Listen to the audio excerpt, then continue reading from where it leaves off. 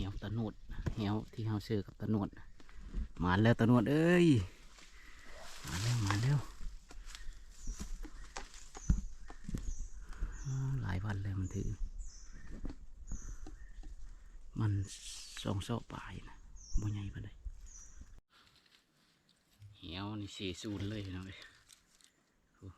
กูดเบิดเลยแต่แปลงพอแห้งเพื่อสิเจอได้อีกมันกิ้วไปกิ้วมาพื้นหดหมดเลยนี่แต่ว่ามีกระเจ้ามาน่าจะมาหาเลาะเชื่อเหี่ยวเลยเขาบอกนี่นะดูที่เหี่ยวนะถ้าเป็นผู้บางคนนะ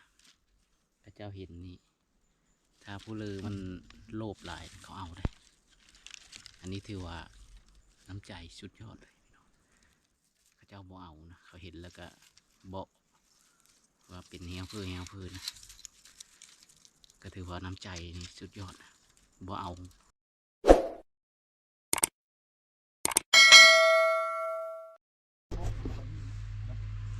การทักทายสบายดีพี่น้องเอฟซีมาสุขสบายดีตอนบ่ายๆพี่น้องวันนี้เดินทางขึ้นป่ากับเบาไก่2 คนนะแต่ว่ามาแวะบ้านในพันกระชอบเพิ่นนี่เห็นเพิ่นอยู่นี่เราก็เลยแวะกินกาแฟนะเพิ่นสบายดีไปได้ขึ้นเมื่อกี้นี่ขึ้นไปยังได้นี่ก็บริพอยังไปก็เจอชาวบ้านไทยพาผู้ดีนั่งลงคลิปอยู่ในด้านอยู่ลุมแล้วเขาเจ้าว่ามูถึงแห้วแต่จักมูไฟว่ะเขาถามว่าเจ้าใส่แห้วบ่เลยได้ทางนี้ยันมันเป็นไรยันถือควายว่าควายบ่มีนะยามนี้บ่มีแล้วจังนี้ปานทางนี้ว่าบ่แล้วมูถึงแห้วเขาว่ามูเจอบ่ใหญ่บันได้ว่ะคันว่าเขาถามยามพลเลยปฏิเสธโลดยามนี้บ่มีควายดอกบ่มีโง่มีควายดอกมาแล้วมันยังกับว่าบอก่อนแล้วบ่โลดแต่แฮวในแฮวบ่มีคันเขาว่าคันแหนมเบิ่งนะมันก็ไกลแต่เขาว่าบ่เห็นคันเขาว่าแฮวนะบ่มีคันเขาว่านั่นนี่ได้มันเดี๋ยวแต่เขาบ่ได้เข้าไปใกล้เดินทางขึ้นไปได้มาขึ้นนำกันวะไปดิโอ้ยขึ้นนั่นยังติดงานอยู่ก็เลิกเมื่อวานนี่โลดอันนี้ก็มาเก็บโต๊ะเก็บตังค์เดี๋ยวเฮาก็มาแวะกินกาแฟน้ำเพิ่นนี่หลายคนสบายดีขอให้โชคดีเด้อโอ้โชคดีแน่นอนแล้วถ้ามันถือนี่แหละต้องผูกไว้แล้วเนาะคำจะผูกไว้เลยดิเดี๋ยวจะได้เฮาเดินทางขึ้นไปนะไปเดินทางกันไปแล้วบางวัดสิมานอยู่รอบนี้คิดว่านะครับแม่นแหวเฮากันเมื่อนี้นี่เฮาไปเส้นไม้นะเฮาทางเฮามีเคยไปยังคือลองเบิ่งทางเส้นนี้มันสิคือสิไก่ซ้ำเลยนะเฮาเคยมาจะคือทางเส้นนี้เดาเอานะในบ้านชอบเพิ่นบอกว่าลองไปเบิ่งคือจะไก่ซ้ำเลยเร็วไปเบิ่งนะ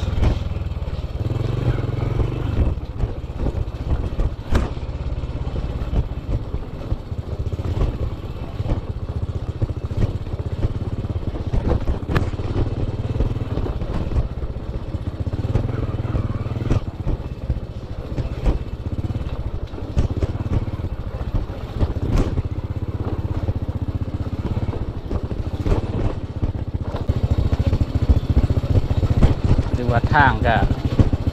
ถามว่าไก่บ่กับบ่ไก่ปานใดนะฮอดเซ่แล้ว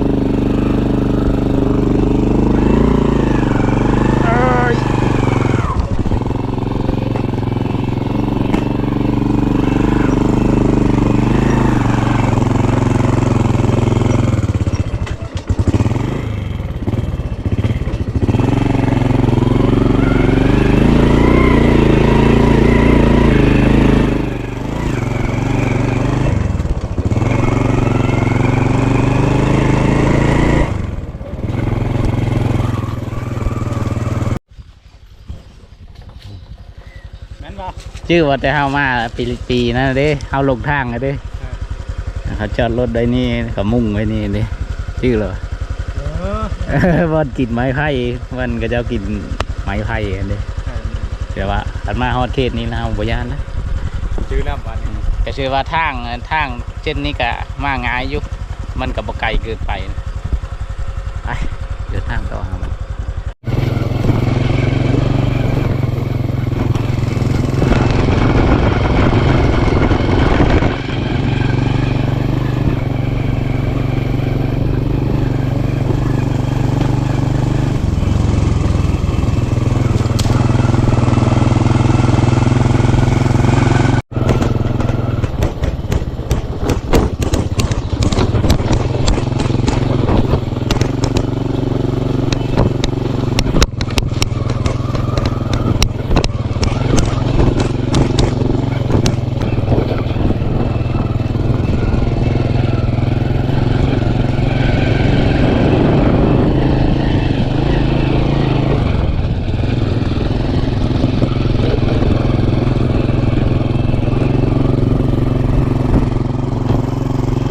เดินทางมาฮอดเลยพี่น้องทางเบรกจนหัก ขี่รถต่ำมาในนี้แหละขาเบรกหักเลยต่ำไหมปุ๊บนี่ย้ายขึ้นมาพักอยู่นี่บอกไก่เป็นย้ายขึ้นมาเป็นมักมงสัญญาณไม่มีเลยแถวนี้ก็เลยย้ายขึ้นมานี่น้ำใช้นี่แหละเยอะเนี่ยอึดน้ำใช้ ได้ย่ำได้เลยชื่อใหม่ มีแต่ของไม่ไหม้เนาะได้อีกตัวแล้วถอยไหม้เลยนี่ก็ ถอยใหม่เลยนี่กะละเอาแน่นอนได้รอบนี้ได้ แน่นอน อืม แน่นอนเลยมันมีถือเลยทิมพร้อมนะ มดจากทะเลสุดเลย สุดก่อนเช้า มีเหลือจากอันเลย เรือ4 อัน มันมีถือเลยทิม บ่แน่นี่ใช้แล้วเลยก็เอาเมื่อไว้ในเฮือนนั่นก็เอาในเด้อลังหนึงบุนี้ก็ในเด้อลังหนึงแล้ว มดเนาะ หมดเอาไปเอามา อันนี้ก็ถอยไหม้อีกธรรมดาโทรศัพท์ไหม้มีแต่เนี่ยไม่ไหม้ เลย ไป กลับเพื่อนนี่ก็เป็นเศร้าผมบ่ ครับนี่แม่น เดี๋ยวเราพยายามเหี้ยวก่อนพี่น้องติดตามเบิ่งนำกันพี่น้องว่าหมานหรือบ่หมานก็ได้สิเป็นเหี้ยวเฮาบ่ก็ยังบ่จักเดี๋ยวเบิ่งเหี้ยวกัน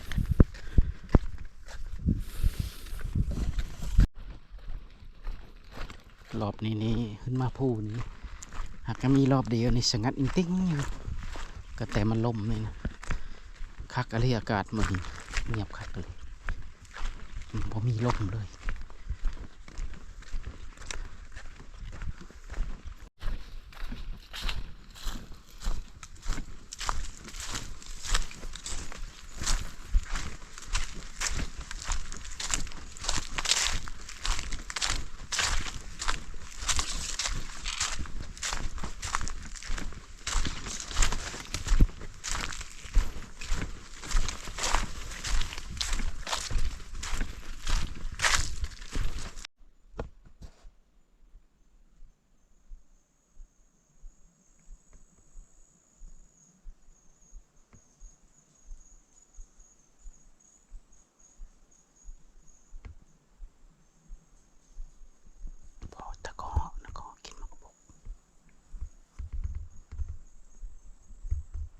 3 ตัว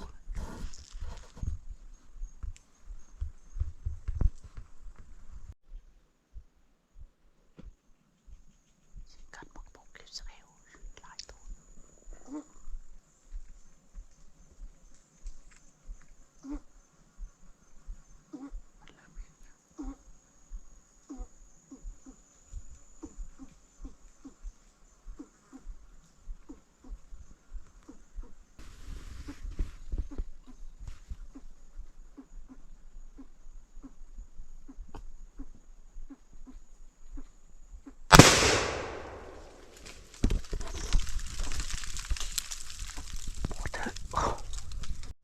เดี๋ยวทางนี้ก็ก่อน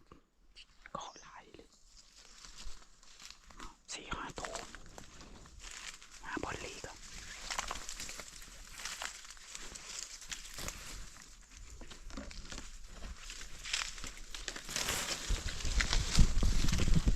ยิงบ่ถือเลยเมื่อกี้นี่นะ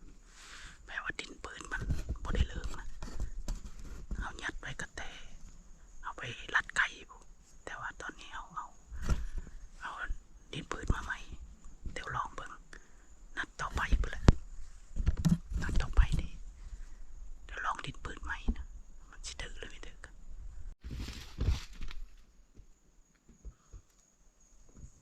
นานมากขนาดเลยนั่งบักหึ่มนึงนี่จนจะค่ำแล้วเดี๋ยวเอาลงไปเชื่อเหี่ยวก่อนนะพยายามเหี่ยวก่อนอย่ามันค่ำนะเดี๋ยวขอนี่มืออื่นเสาร์คงนี้จะมานั่งแต่เสาร์นี่ขอหลายกู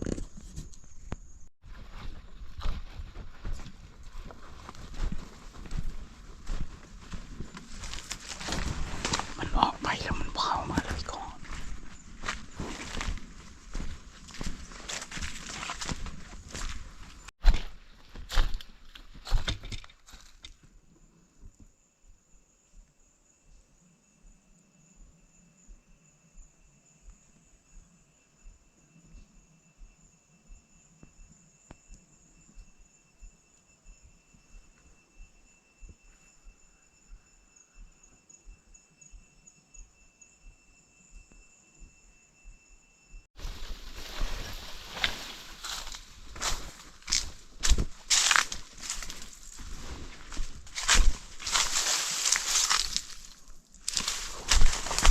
เรียบร้อยเลยพี่น้องเอ้ยหมูถือเหี่ยวเลยโอ้ยหนาวเลยดอกโอ้ยไก่โอ้ยังอยู่ยังตายยังบ่ตายยังบ่ตายโอ้มาแล้วจนมันจ่อยโอ้ยมึงทึก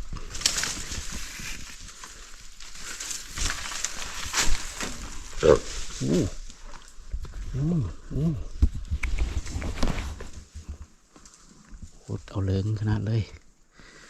มาแล้วบาทนี้มาแล้ว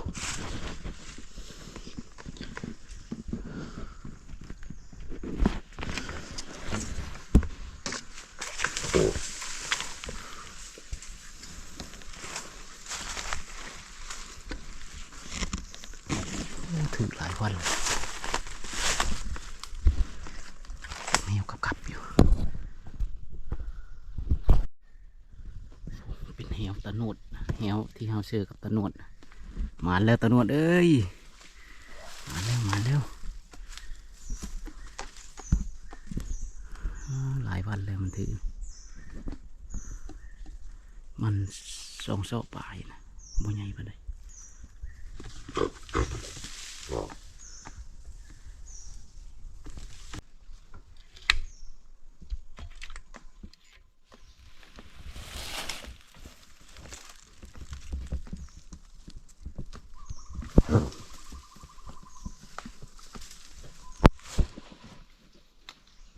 ยิงเชียวให้มันบัง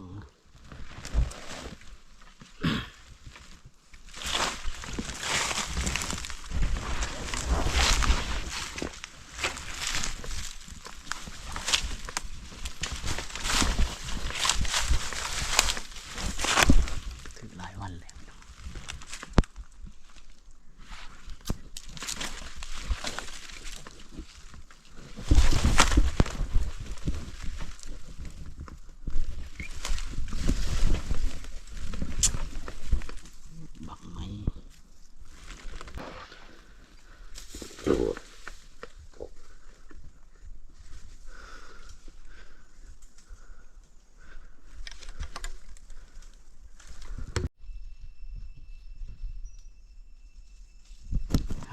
อยแล้วพี่น้อง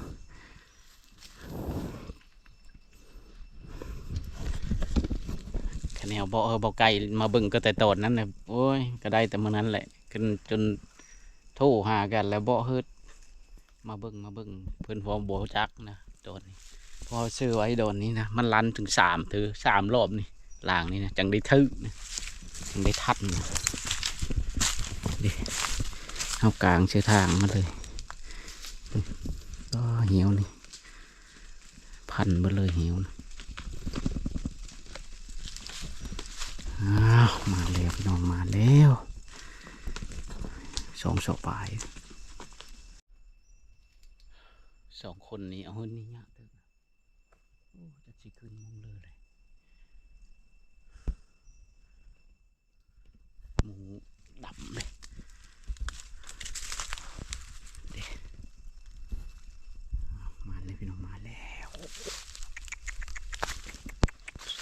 สดจะมันผอมเลยตึกโอ้ยมันใหญ่เนี่ยแม่นเลยเ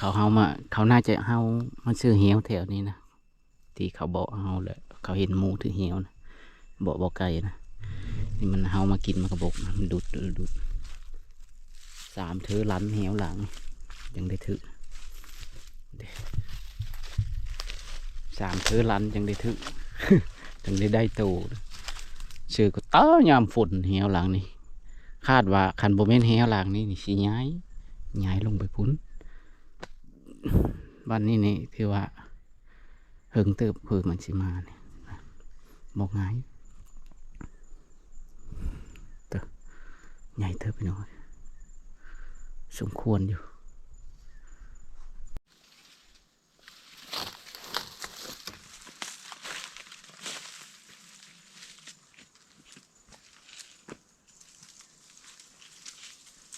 ไม่ได้ถือผ้าถือมีดกระบัดนะจะเป็น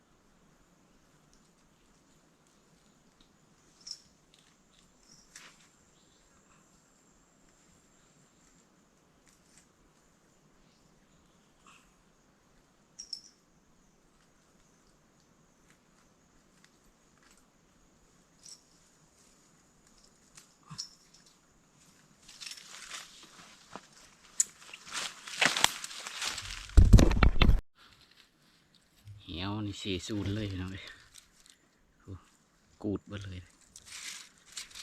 แต่แปลงพอแห้งเพื่อสิเจอได้อีก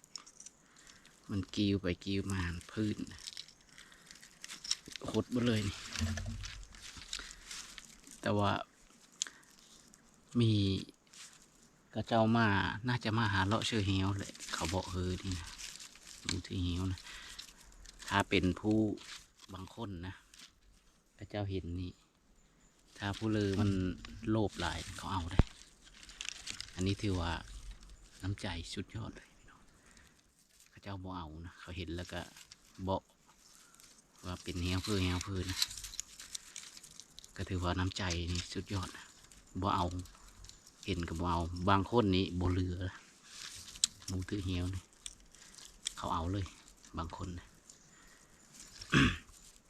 ถือว่ายอมหับใจพระเจ้านะ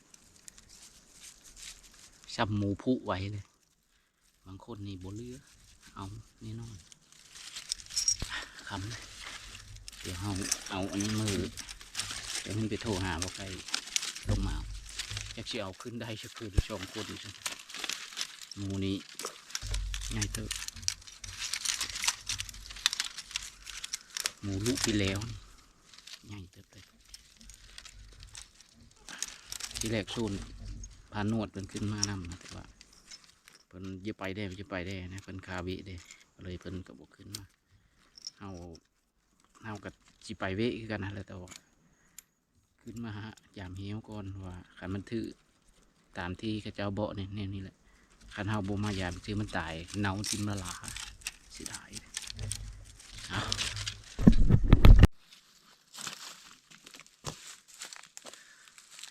เดี๋ยวเฮามาเชาะเบิ่งนำกันว่ามันสิจักเชาะ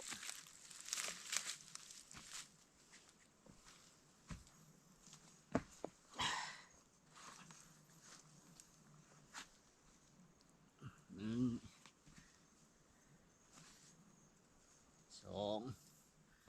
ชอกกับคือปลายนะพอดีชอกกับ30เซนคือว่าใหญ่ครับ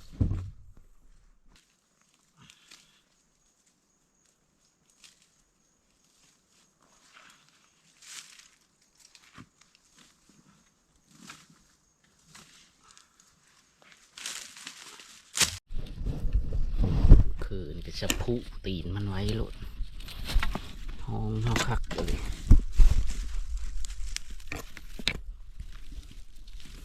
กับบันเราเลย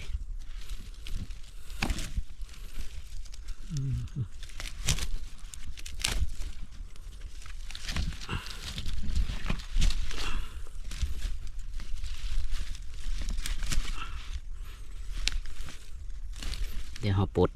ไม้นี่ออกผู้ตีนมันจะเยอะหาดเลยเดี๋ยวนานมาได้สิจบเกมเลยได้นี่กุดเลยได้นี่แหวกะกูอ้อเลยเลยเพราะว่าพอแห้งแล้วเพื่อมันจะมาถืออีหึงเพื่อมันชิลงมามันมีตัวถือเลยเพิ่มบึงมันดุดเท่านี้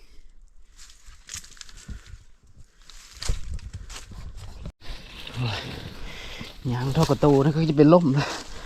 ว้าเท่างอหามขึ้นมานี่ก็พอแห้ง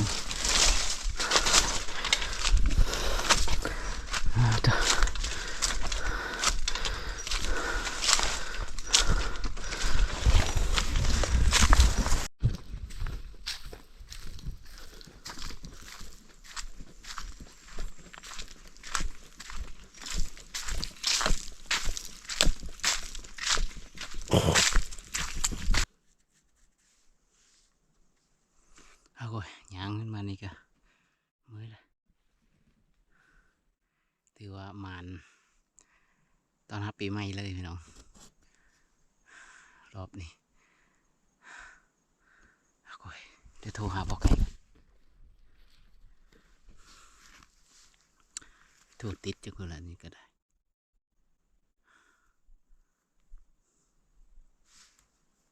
16:04 นาทีนะตอนถือว่าหัวโมเมนต์เลย17:04 นาทีโทร รติดจัง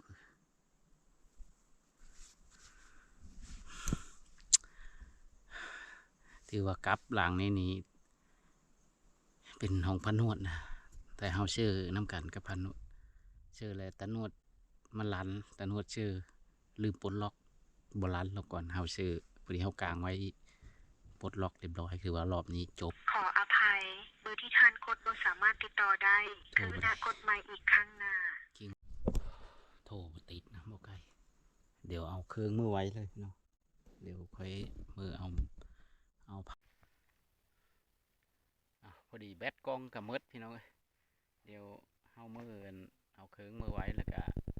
สิมือนำมาใกล้เลยนะแบตกล้องพอดีมดเลยถ่ายมาวันนี้พอดีแบตกล้องกับมดนะเดี๋ยวติดตามกันเบิ่งในคลิปต่อไปนะพี่น้องพอดีน่าจะมืดพอแหละเฮาเพื่อจะเอาขึ้นได้เอาลงไปเอาอีกยะเติมนะเพราะมันอยู่ในฮุบเลยเอาติดตามกันเบิ่งในคลิปต่อไปพี่น้องสำหรับคลิปนี้ก็ลาไปซะนี้